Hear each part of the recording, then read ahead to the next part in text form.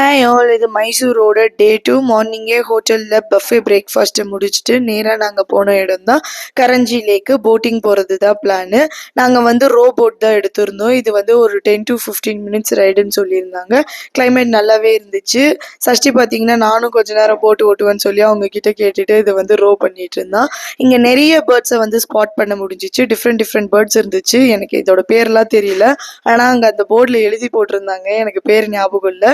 நாங்கள் போகும்போது பார்த்தீங்கன்னா அங்கே ஒரு பீகாக்கும் இருந்துச்சு. கரெக்டாக நாங்கள் போகும்போது தோகை விரிச்சு காட்டிட்டு இருந்துச்சு. பார்க்கவே அழகாக இருந்துச்சு. உள்ளே வந்து பட்டர்ஃப்ளை கார்டனும் இருந்துச்சு. ஆனால் நாங்கள் போகிறப்போ வந்து பட்டர்ஃப்ளை இல்லை, வெறும் கார்டன் தான் இருக்குன்னு சொன்னாங்க.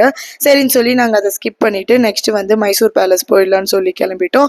மைசூர் பேலஸ் உள்ளே போகும்போதே இந்த விசிறி வித்துட்டு இருந்தாங்க. இதை வாங்கிட்டு அப்படியே உள்ள பேலஸ்க்குள்ளே என்ட்ரி கொடுத்துட்டோம்.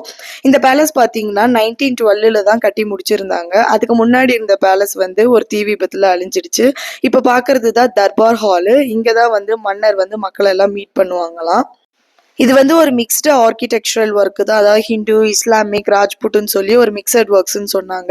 இங்கே கைடும் இருக்காங்க. வேணும்னா டீட்டெயில்டு ஹிஸ்ட்ரி தெரியணும்னா நம்ம அவங்கள வந்து கூப்பிட்டுக்கலாம். ஆனால் நாங்கள் கைடெல்லாம் இது பண்ணிக்கல.